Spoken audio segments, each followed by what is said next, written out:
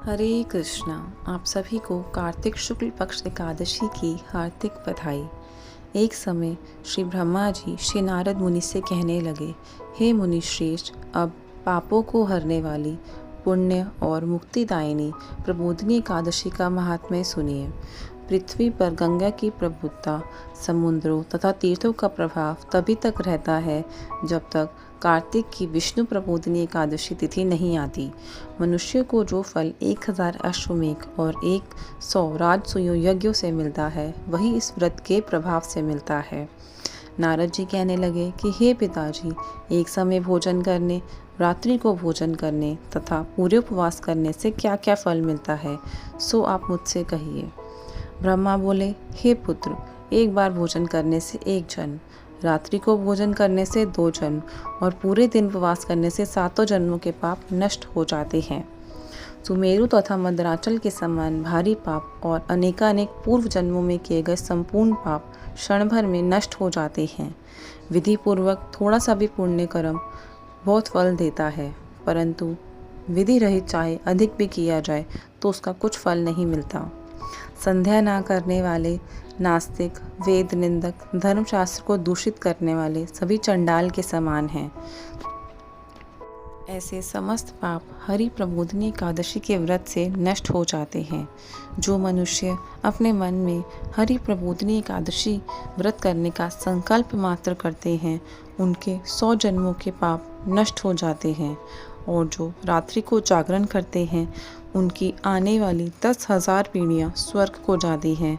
नरक के दुखों से छूटकर प्रसन्नता के साथ सुसज्जित होकर विष्णु लोक को जाते हैं। ब्रह्म हत्या आदि पाप, महान पाप भी नष्ट हो जाते हैं। जो फल समस्त तीर्थों में स्नान करने, गोदान से, स्वर्ण दान से या भूमि दान से होता है, वही पुण्य इस एकादशी को रात्रि के जागरण करने से प्राप्त होता है। इस संसार में उसी मनुष्य का जीवन सफल है जिसने हरि प्रबोधिनी एकादशी का व्रत किया है। इस संसार में जितने भी तीर्थ हैं, उन सब के स्नान, दान आदि का फल इस व्रत से मिलता है। अंततः सभी कर्मों का त्याग कर भगवान के प्रसन्नतार्थ कार्तिक शुक्ल हरि प्रबोधिनी का व्रत अवश्य ही सबको करना चाहिए। वही ज्ञानी, तपस्वी तथा जितेंद्रिय है और उसी को भोग तथा मोक्ष प्राप्त होता है जो इस व्रत को करते हैं। जिसने एक बार भी इस व्रत को किया है, वह मोक्ष का अधिकारी हो जाता है। मन, कर्म, वचन तीनों प्रकार के पाप इस रात्रि को केवल जागरण मात्र करने से नष्ट हो जाते हैं। हरि प्रबोधिनी एकादशी के दिन जो मनुष्य भगवान की प्रसन्नता के लिए दान, यज्ञ आदि करते हैं, वह अक्षय पुण्य को प्राप्त करते हैं।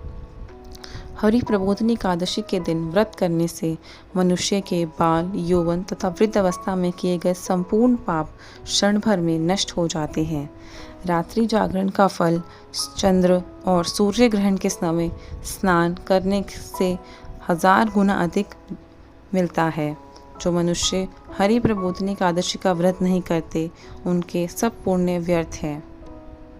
अंततः हे नारद, तुमको भी विधि पूर्वक यत्न के साथ इस व्रत को करना चाहिए।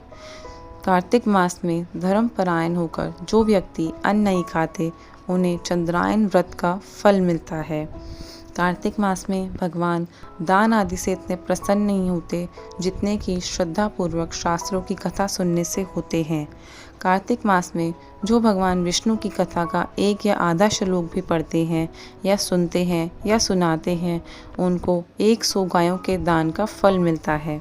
अंततः अन्य सब कर्मों को छोड़कर कार्तिक मास में मेरे सन्मुख बैठकर मेरी कथा या सुननी या पढ़नी चाहिए। ऐसा करने से सब पाप नष्ट हो जाते हैं। जो नियम पूर्वक हरि कथा सुनते हैं, वह 1000 गोदान का फल मिलता है। मनुष्य के जागने के दिन जो भगवान की कथा सुनते हैं, वह 7 दीपों समेत पृथ्वी के दान करने का फल मिलता है। जो मनुष्य भगवान की कथा सुनने के पश्चात वाचक को अपनी सामर्थ्य अनुसार दक्षिणा देते हैं, उनको सनातन लोक मिलता है। ब्रह्मा जी के ये वचन सुनकर नारद मुनि ने कहा कि हे भगवान, एकादशी के व्रत की विधि तथा महात्म्य विस्तार पूर्वक समझाकर कहिए। तब ब्रह्मा जी कहने लगे कि ब्रह्म मुहूर्त में 2 घड़ी रात्रि रह जाए तब उठकर शौच आदि से निवृत्त होकर दंत धावन करने के बाद नदी, तालाब, कुआं या घर में जैसा ही संभव हो स्नान आदि करें। फिर भगवान की पूजा करें, कथा सुने और व्रत का नियम ग्रहण करना चाहिए। उस समय भगवान से विनय करें कि हे प्रभु, आज निराहार रहकर व्रत करूँगा, दूसरे दिन द्वादशी को भोजन करूँगा, अतएव आप मेरी रक्षा करिए। तत्पश्चात भक्ति भाव से व्रत प्रारंभ करिए और रात्रि को भगवान के आगे जागरण, नृत्य, गीत आदि करने चाहिए। प्रबोधिनी एकादशी को कृपणता त्याग कर अनेक पुष्प, फल, अगर, धूप आदि से भगवान का पूजन करना चाहिए। शंख के जल से भगवान को अर्घ देवें, इसका समस्त तीर्थों से करोड़ों गुना फल मिलता है। जो मनुष्य अगस्त्य के पुष्प से भगवान का पूजन करते हैं, उनके आगे इंद्र भी हाथ जोड़ता है।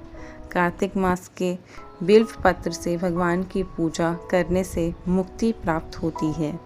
कार्तिक मास में तुलसी से भगवान का पूजन करने वाले के 10,000 जन्मों के पाप नष्ट हो जाते हैं।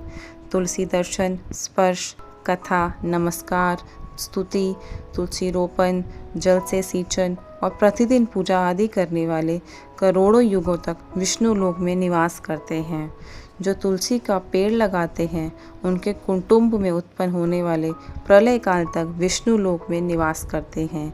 हे मुनि, रोपी हुई तुलसी जितनी जड़ों का विस्तार करती है, उतने ही 1000 युग पर्यंत तुलसी रोपण करने वाले के सुकृत का विस्तार होता है।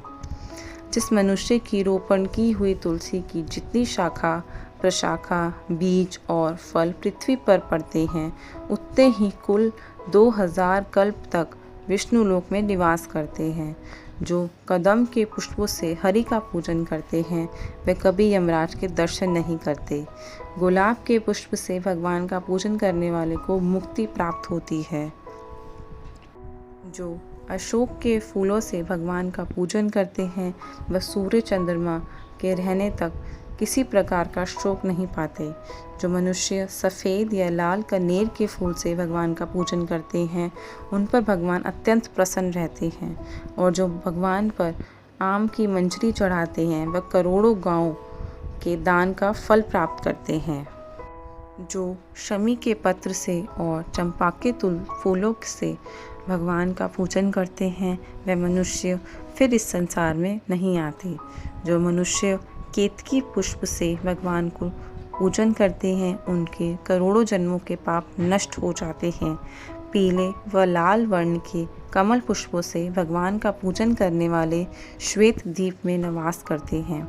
इस प्रकार रात्रि में भगवान का पूजन कर प्रातःकाल उठकर नदी पर जाएं, वहाँ स्नान करें। जप और नित्य क्रम करने से भगवान प्रसन्न होते हैं। फिर भगवान केशव की पूजा करें। व्रत की समाप्ति पर विद्वान ब्राह्मणों को भोजन कराएं, दक्षिणा दें, क्षमा याचना करें। इसके पश्चात गोदान, भोजन दान और दक्षिणा देकर गुरु का पूजन करें। जो वस्तु व्रत के प्रारंभ में छोड़ने का नियम किया हो, वह ब्राह्मण को दें। हे राजन, रात्रि में भोजन करने वाला मनुष्य ब्राह्मणों को भोजन करवाए और स्वर्ण सहित बैल का दान दे। जो मनुष्य मांसाहारी नहीं है, वह गोदान कर सकते हैं।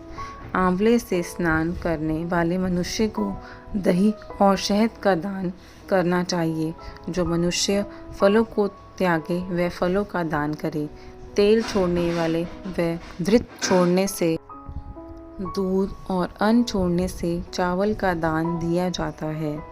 जो भूमि शयन का व्रत लेते हैं, उनको शय्या दान तथा तुलसी सब सामग्री सहित देनी चाहिए।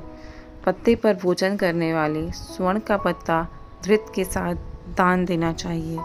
मौन व्रत धारण करने वाले को ब्राह्मण व ब्राह्मणी सहित मिठाई का भोजन कराना चाहिए।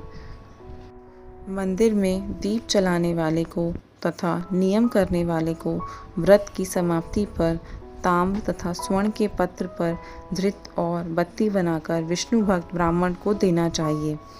एकांत व्रत करने वाले को 8 कलश, वस्त्र और स्वर्ण से अलंकृत करके दान करने चाहिए। यदि यह भी ना हो सके तो इसके अभाव में ब्राह्मण को वचन सब व्रतों की सिद्धि देने वाला है। इस प्रकार ब्राह्मण को प्रणाम करके विदा करें, तत्पश्चात स्वयं भी भोजन करें। जिन वस्तुओं को चतुर्मास्य में छोड़ा था उन वस्तुओं को पुनः ग्रहण कर लें। हे राजन, जो बुद्धिमान इस व्रत को चतुर्मास्य को निर्विघ्न समाप्त करते हैं उनका पुनः जन्म नहीं होता। यदि व्रत भ्रष्ट हो जाए तो व्रत करने वाला अंधा या कोढ़ी हो जाता है।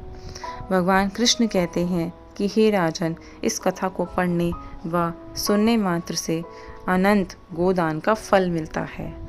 हरे कृष्णा।